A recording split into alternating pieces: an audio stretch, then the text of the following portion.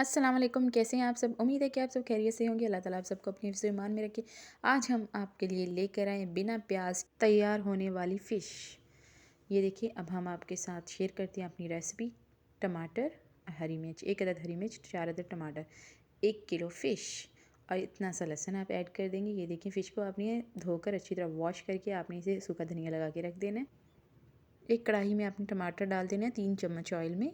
ये देखिए, माशाल्लाह से 3 चम्मच ऑयल में आपकी ये फ़िश तैयार हो जाएगी माशाल्लाह से। 1 चम्मच नमक, 1 चम्मच लाल मिर्च, 1 चम्मच धनिया पाउडर, 1 चम्मच गरम मसाला, आधा चम्मच हल्दी। ये देखिए, आपने इसे अच्छी तरह फ्राई कर लेना है। ये देखिए, थोड़ा सा आप इसमें पानी ऐड कर देंगे, मतलब आधा कप चाय वाला। ये देखिए, एक बार ये रेसिपी ट्राई करके ज़रूर देखिएगा। उम्मीद है आपको मेरी ये रेसिपी भी पसंद आएगी। आपने टमाटर को इतना पकाना है ताकि टमाटर बिल्कुल गल जाए, नज़र नहीं आए। टमाटर नज़र आएंगे तो मज़ा नहीं आएगा। इसमें आपने 1 चम्मच लहसुन डाल देना है, पीस के रखा हुआ है। अचार गोश्त मसाला लाजमी ऐड करेंगे। अचार गोश्त मसाला इसमें इसलिए ऐड करेंगे ताकि आपको मछली की स्मेल नहीं आए। 1 चम्मच आपने अचार गोश्त मसाले का डालना है। फिर आपने इसी मसाले में आपने अपनी मछली जो आपने वॉश करके रखी है, सूखा धनिया लगा के आपने इसमें ऐड कर देनी है।